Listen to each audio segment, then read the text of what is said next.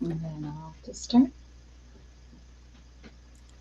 Hello, good morning. Happy Monday. Welcome. My name is Julie Yerkes, and I'm the Community Engagement Lead for the Partnership at Drug Free New Hampshire. Thanks for joining us for this Facebook Live where we explore current prevention initiatives around the state of New Hampshire. The partnership is continuing to recognize Substance Use Prevention Month this October, which is an initiative of SAMHSA, the Substance Abuse and Mental Health Services Administration. Um,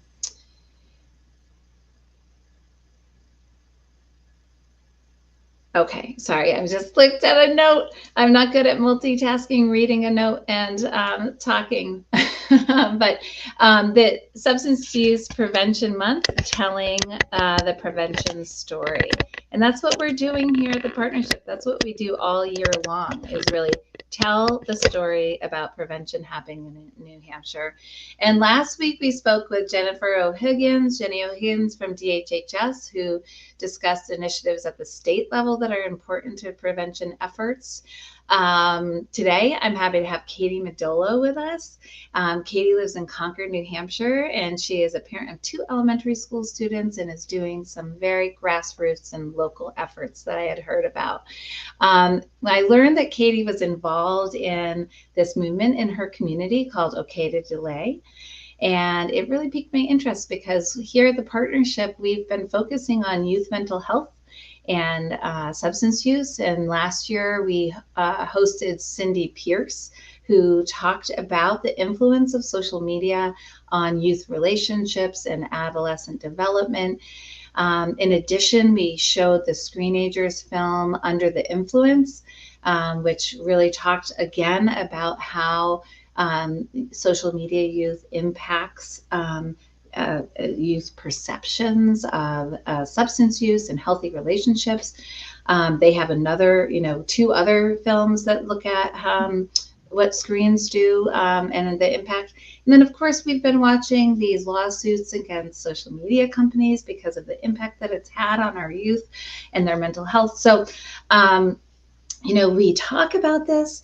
And what we do here at the partnership is to try to connect folks with resources and information to help their prevention efforts on their own, like individual things that we can all do.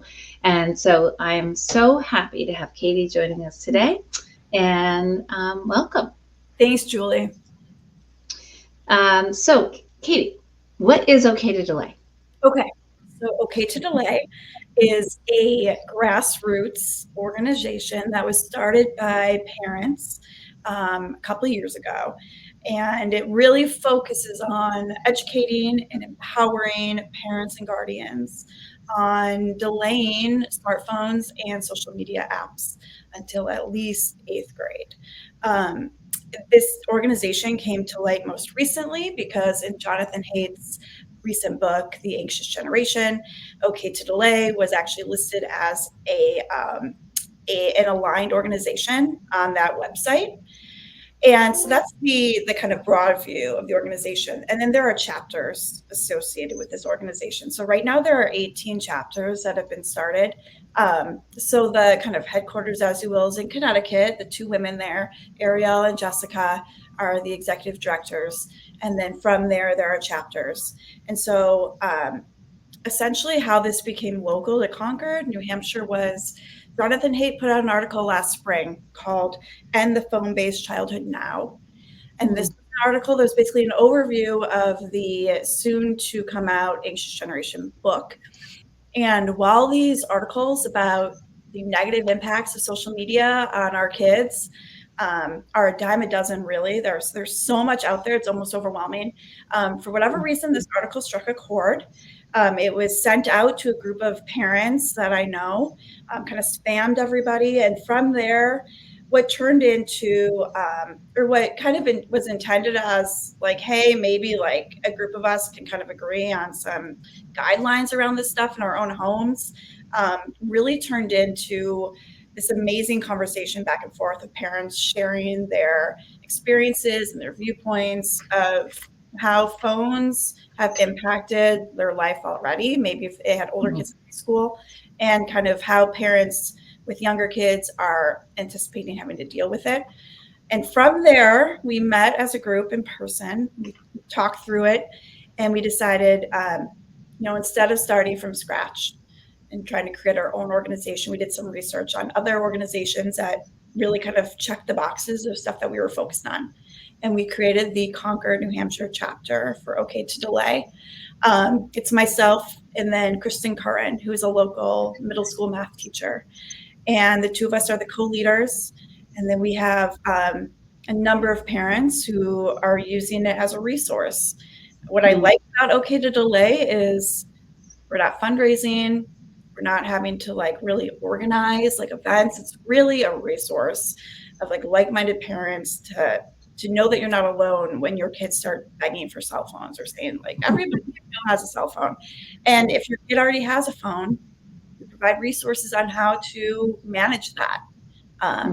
Manage it, because all families are different, all kids are different. It's not a one size fits all approach for everybody, but it's just a way that we could kind of localize.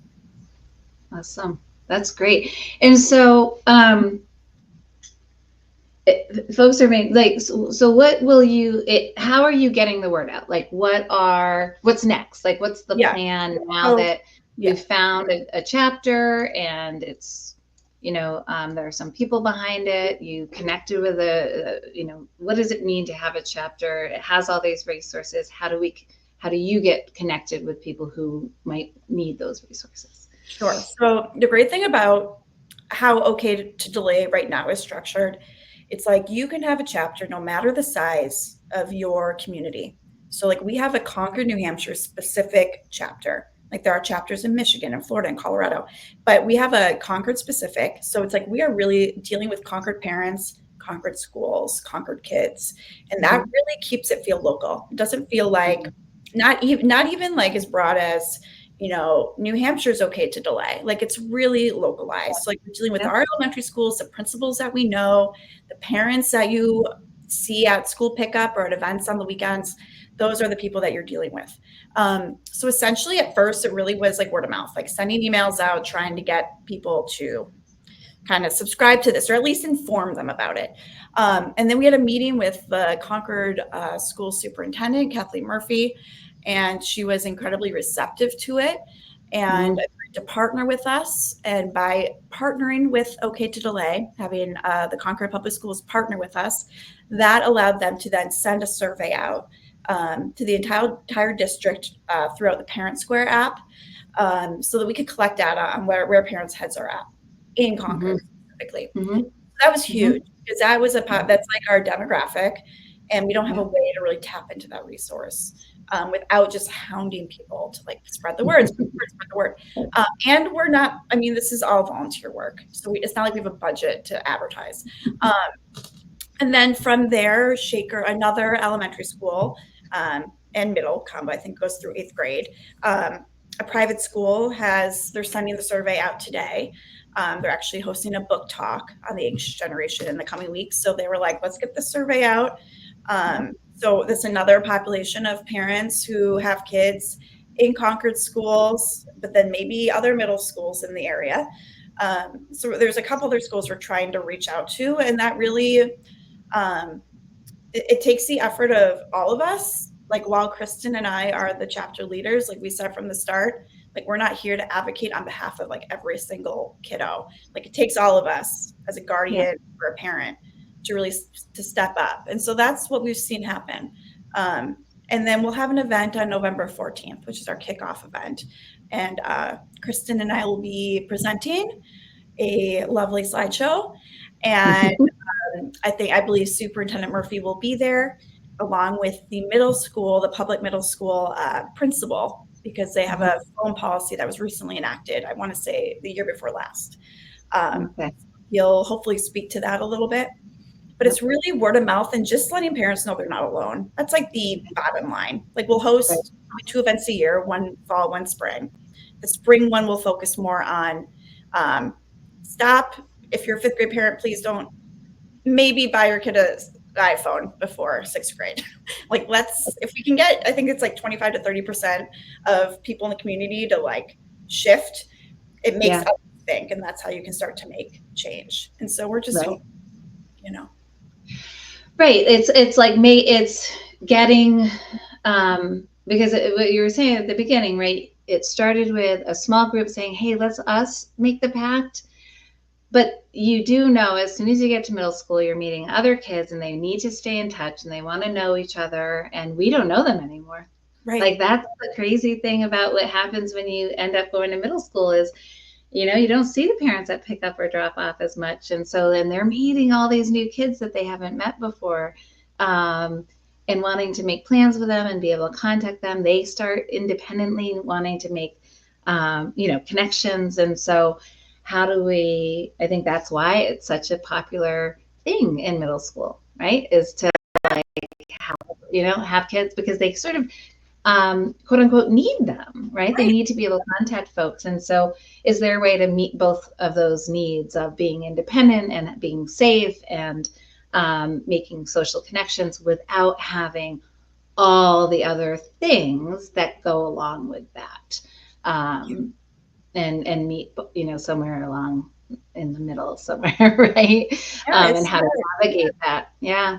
It's so amazing that the school's on board because schools have been struggling with phones too.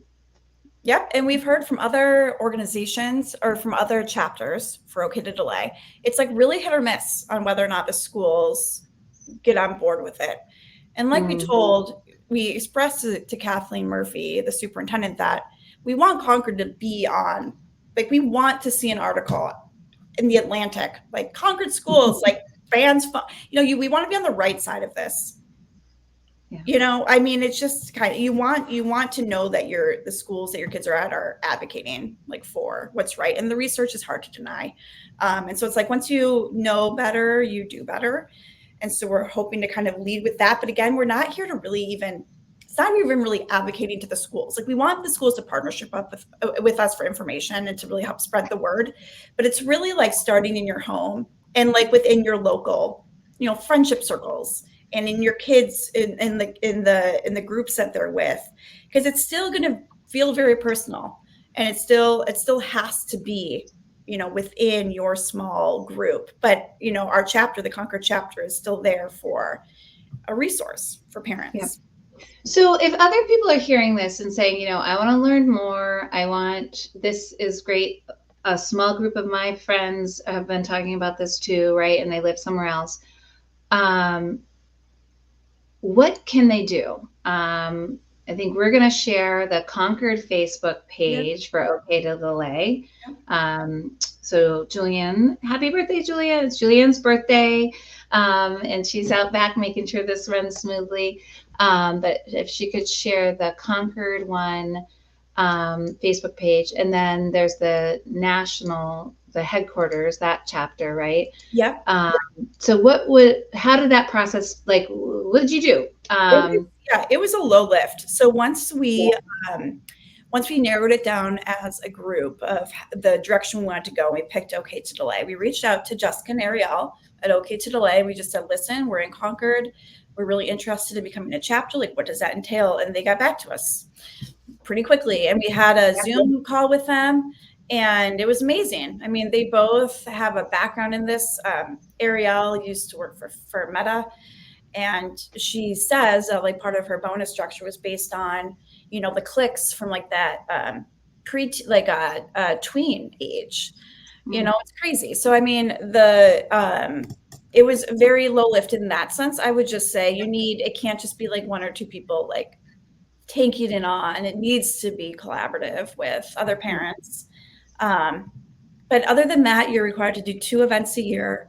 So we'll have our first one in November. And like I said, we'll hopefully do one about alternate smartphone options in the fall, kind of gearing up for that. So like there are dummy phones, there's watches, there's other, tools to help your child maintain some independence, while also making sure they don't have like this resource that is really unregulated.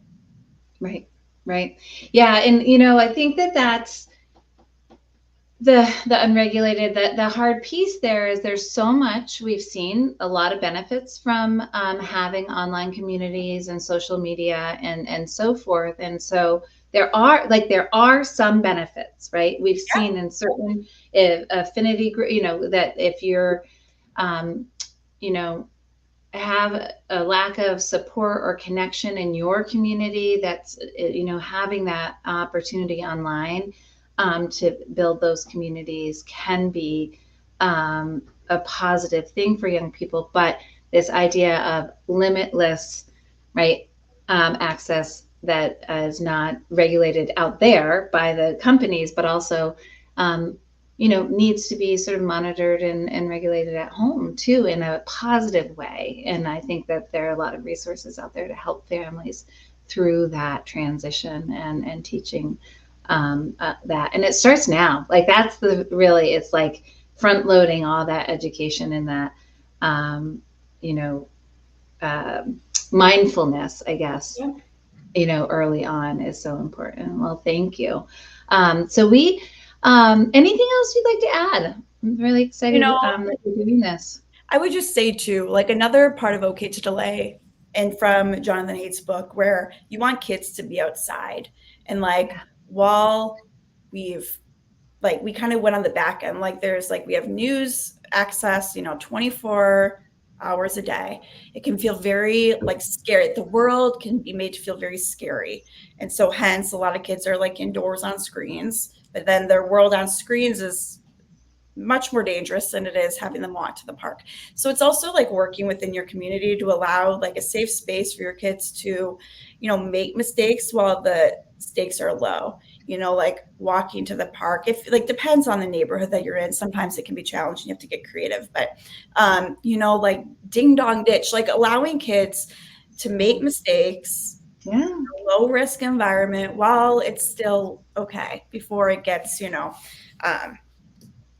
I don't know. But my point is though that as a whole, OK to Delay, like it's really opened up. Like starting this in Concord has really opened up a lot of conversations with other parents, and it just makes you feel not alone. And we're not anti social media or like anti, smartphone, but we're anti it at the young age for our kids where they're still so impressionable, and there's really no need for them to have full untethered access. And parental controls, while they're there, it almost feels like you need a special degree in order to enact them. Like it can feel very overwhelming. So that's my last piece. And it, as from someone, with personal experience through this, it turns parenting into a job that you weren't anticipating when you're constantly trying to monitor this. Yes. It's like it can become the focal point of your relationship is fighting over screen time.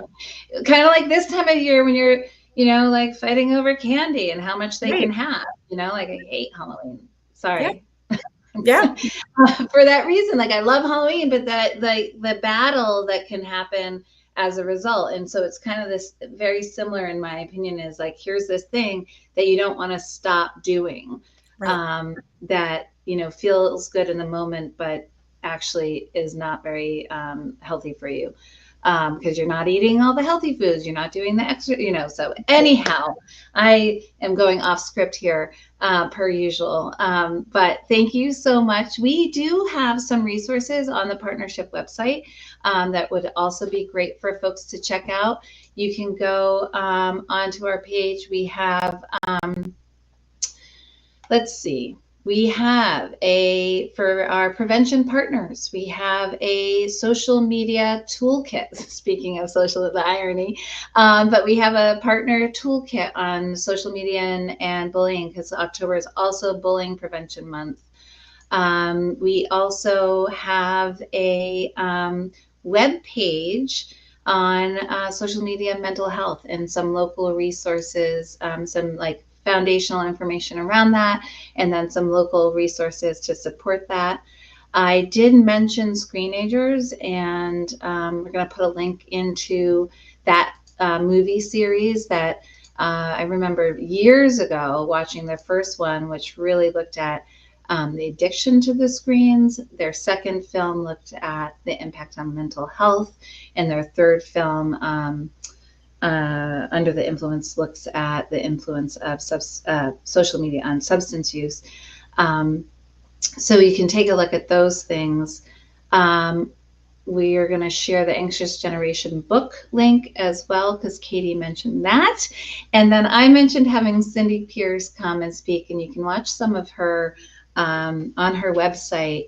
And we'll put that in the chat as well. But you can watch some of her. She's also a comedian. So it's really, she gets this information out in a really enjoyable way.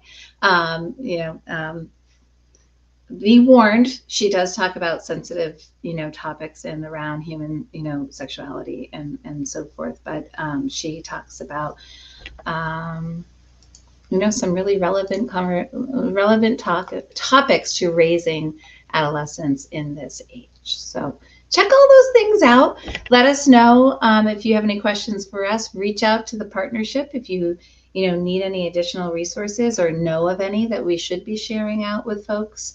And take a look at some of the things that OK to Delay has to offer, as well as the Concord OK to Delay Facebook page to learn more. And we hope that everyone has a great week.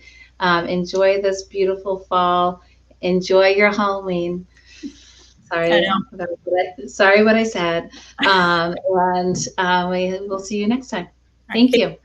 Thanks so much for having me. Thanks for being here.